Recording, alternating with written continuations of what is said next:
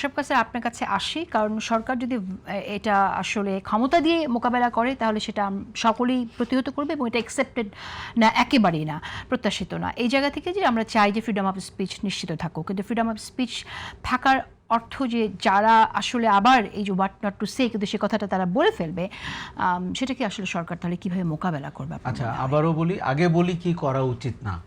বল প্রয়োগ করা উচিত না, রাইট, একদমই কালো আইন করা উচিত না, এবং মুখোমুখি সংঘাতে যাওয়া উচিত না। আপনার টলারেন্স লেভেল বাড়াতে হবে, এখন যদি কম থাকে আরো বাড়াতে হবে। মনে রাখবেন যে এখানে উস্কানি দিয়ে রাজনীতির একটা মাঠ তৈরির চেষ্টা হচ্ছে। বিএনপি কে তো একটু এক সেকেন্ড গান্ধীবাদী দল আগে থেকে বলে, এখন প্রপার গান্ধীবাদী হয়ে যান। আমি আপনাকে বলি যে এই আমার একটা প্রেডিকশন ছিল, শেখ হাসিনা যতই দুঃশাসন করে থাক তারপরে আরো উগ্রবাদীরা ক্ষমতার কাছাকাছি আসবে, এবং আমাদের ইন্টারিম সরকার হওয়ার কারণে হয়তো ডিরেক্টলি উগ্রবাদীরা ক্ষমতাটা নিতে পারেনি, কিন্তু এইটাই হয়ে থাকে।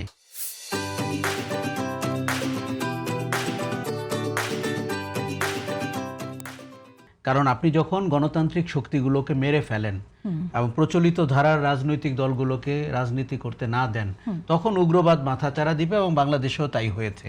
তার আমাদের ভাগ্য ভালো যে তারা বিরোধী দল হিসাবে নিজেদেরকে দেখতে পেয়েছে, এর উপরে যেতে পারেনি।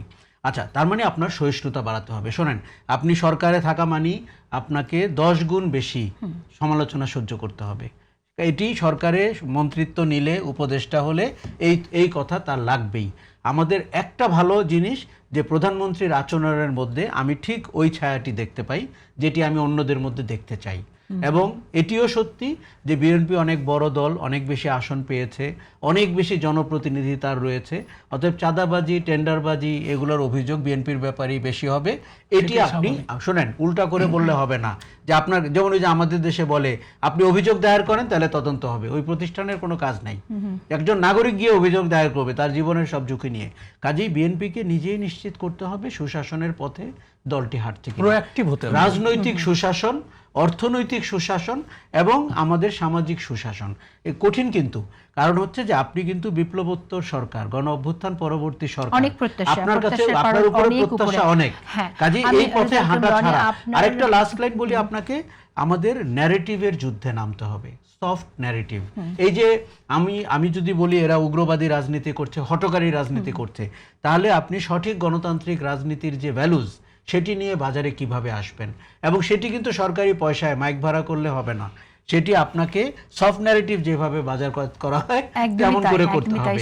আমার ধারণা মানুষ এখনো মুখিয়ে আছে ইতিবাচক প্রগতিশীল রাজনীতি দেখার জন্য।